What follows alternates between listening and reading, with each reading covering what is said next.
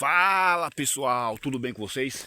Pessoal, meu nome é Paulo e esse é mais um vídeo do seu Casa Velha em Foco. Pessoal, vim aqui nessa casa, nesse casebre, contar uma história surpreendente para vocês. Estamos aqui no meio do mato, no meio do nada. Parei o carro ali na estrada, realmente justamente aonde me ensinaram, pessoal, para me contar essa história. A história de Ziguileu. Vocês já ouviram falar em Ziguileu? Vocês conhecem alguém com este nome? Ziguileu? Pessoal, Ziguileu nasceu com um problema. Eu não sei explicar que tipo de problema é aquele e que doença é aquela. Mas é aquela doença que a pessoa fica toda cabeluda. A criança nasce peluda, tá? E segundo informações, Ziguileu, ele foi vítima aí de muito bullying. Ziguileu não conseguiu estudar. Ziguileu não conseguiu se ingressar em nenhuma carreira por conta do bullying que era feito, né, com ele. Inclusive na própria família, Ziguileu sofreu esse tipo de perseguição. Ó pessoal, segundo informações, as pessoas contam que a própria mãe de Ziguileu falava que Ziguileu iria virar lobisomem. Esse menino só pode ser um lobisomem, esse menino só pode ser uma coisa ruim, porque Ziguileu era muito traquino, muito malino. E muitas pessoas dizem que quando a pessoa é malina, diz que tem um espírito maligno, né? Quando a criança é muito altiva, passa da conta. É assim que fala, pessoal, altiva? Quando a criança é muito para frente, muito saliente, como dizia meu pai. Meu pai não me deixou ser saliente por causa de uma fivela que ele tinha. Meu pai tirou minha saliência foi cedo. A minha saliência foi tirada a troco de fivela e chinelo de couro. Aí eu não fiquei saliente não. Mas Ziguileu era muito saliente. E além de ser peludo, ele era tomado o corpo inteiro por cabelo. E diz que a mãe falava que ela sofreu muito na gravidez, muito queimor, muito enjoo por conta desse menino ser cabeludo. E por conta desse menino nascer e ficar malino, a mãe começou agora a amaldiçoar o pobre do Ziguileu, dizendo que ele iria virar lobisomem, dizendo que ele iria se tornar um monstro. E esse menino cresceu com esta ideia de que ele realmente era um monstro, de que ele realmente era um bicho, né? Segundo informações, pessoal, que Ziguileu, ele procurava casas de entendidos. Depois que ele se tornou adulto, ele foi trabalhar nas matas, trabalhando em roça para os outros. Mas mesmo assim não foi aceito porque tinha uma aparência muito diferente, estranha. E aí dizem que Ziguileu procurou pessoas entendidas, né? E Ziguileu começou a entender, a acreditar que ele realmente poderia se transformar em alguma coisa, ou ele era alguma coisa transformada, né? E aí Ziguileu veio morar nesse casebre. Conseguiu fazer um pequeno casebre aqui de apenas um cômodo. E aqui Ziguileu viveu dias de tensão. Olha pessoal, algumas pessoas falaram: Paulo, você tem coragem de ir lá? Você tem coragem de adentrar no mato e entrar na casa de Ziguileu? Eu falei: eu vou entrar na casa de Ziguileu. E aí está, pessoal, a casa de Ziguileu. Eu estou vendo aqui um ótimo abrigo para passar uma noite, pois está querendo chover. E eu estou muito longe de casa, pessoal, muito longe de casa. Eu coloquei R$ 200 de gasolina. Estou aqui andando perdido, sem saber aonde ir, tá? Não sei nem informar que lugar é esse. Eu só sei que nós estamos aqui na Bahia, tá? Estamos na Bahia e passando, pedindo informações, me deram essa informação. E essa história sinistra eu estou aqui contando para vocês. Vamos entrar na casa de Ziguileu? Vamos entrar no cômodo? Será que aí existe alguma coisa de Ziguileu? Será que aí ficou alguma cama? Será que ficou algum objeto de Ziguileu dentro dessa casa? Será que Ziguileu realmente se transformava em lobisomem, como as pessoas contam? Porque dizem que Ziguileu, à noite de lua cheia, Ziguileu ficava estressado. As pessoas contam que em noite de lua cheia, Ziguileu começava a soltar uma escuma pela boca. Muitas pessoas contam que em botecos que Ziguileu frequentava, ele bebia cachaça, que Ziguileu ficava estressado e bebia uma, duas, três, em seguida dizendo que estava com pressa. Será que Ziguileu era um lobisomem? Ou isso é história? Mas nós vamos entrar e vamos ver o que tem aqui.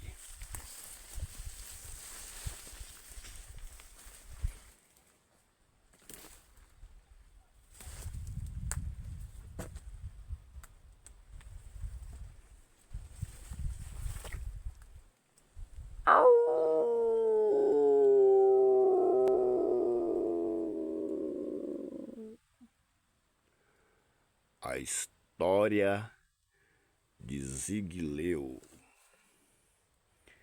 Versão brasileira, Herbert Richard.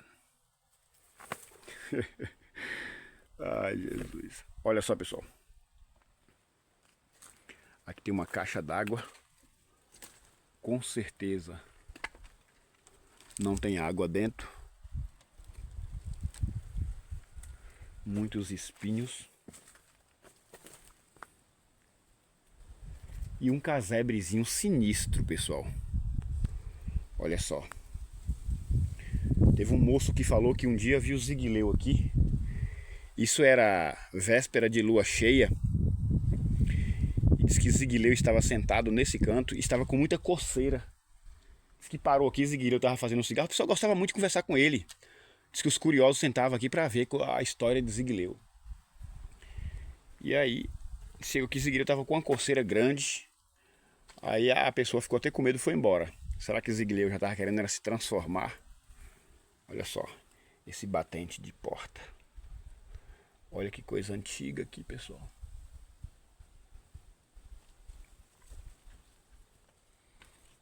Nossa. Olha isso, pessoal. Realmente um cômodo só. Nenhum conforto, nenhuma estrutura que daria assim algum conforto para Ziguileu. Apenas um simples casebre de adobrão. Está rachado. E a cobertura muito simples, o cupim está levando tudo embora. Aqui na parede nós notamos dois tornos. Esses tornos aqui era para pendurar a camisa ou bornal, alguma coisa. E aqui, pessoal, o fogão de Ziguileu. Ainda com alguma lenha e com certeza aqui Ziguileu viveu noites e momentos, vamos dizer assim, tenso, né? Porque a pessoa morar sozinho na condição que ele morava não é fácil. Olha só. Aqui tem um litro. Isso aqui com certeza era usado como, olha só, tem marca de queimado, tá vendo? Isso aqui com certeza era usado como, vamos dizer, esculateira, né? Tem gente que fala chocolateira, aquele material para fazer café.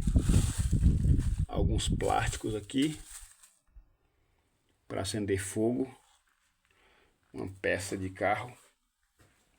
E aqui ainda a lenha. Olha só, pessoal. A casinha caiu. A casinha está caindo. E ele tem a caixinha.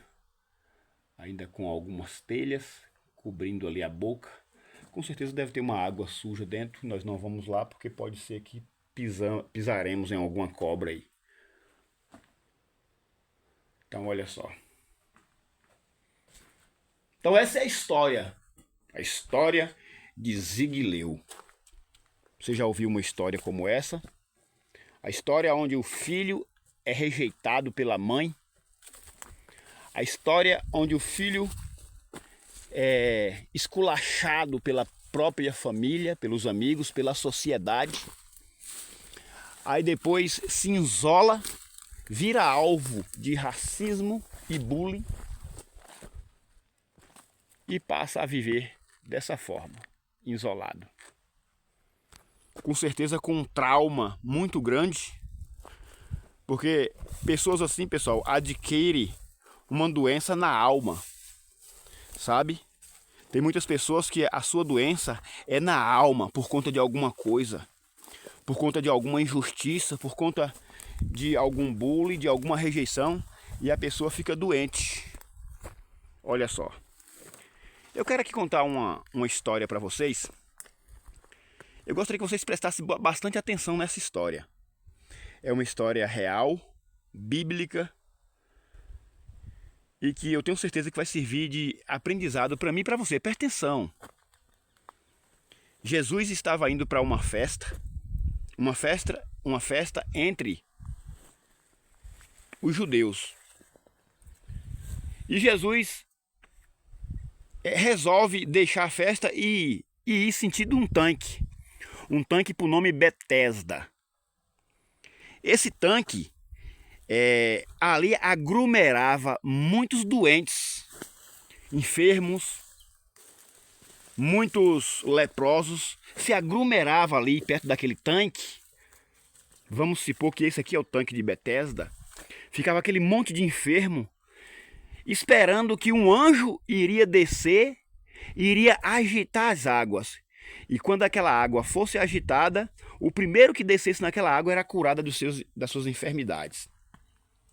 Então Jesus resolve ir em direção desse tanque. Jesus larga a festa e vai para o tanque. Só Jesus sabe fazer isso. Só Jesus faz isso. De largar, né, um momento de festa para poder ir e se reunir com doentes e enfermos. Só Jesus faz isso. Ao chegar naquele tanque, Jesus percebe que ele tinha um homem. E a Bíblia, pessoal, diz que aquele homem estava enfermo por mais de 38 anos. Mais de 38 anos. Estava lá sozinho. E Jesus chega para aquele homem e pergunta para ele: tu queres ser são? Aquele homem, ele respondeu para Jesus: aqui não tem ninguém que quando as águas se agitem me leve lá.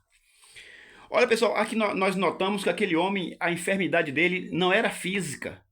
A enfermidade dele era como a enfermidade desse homem aqui, de Zigileu. A enfermidade dele era na alma.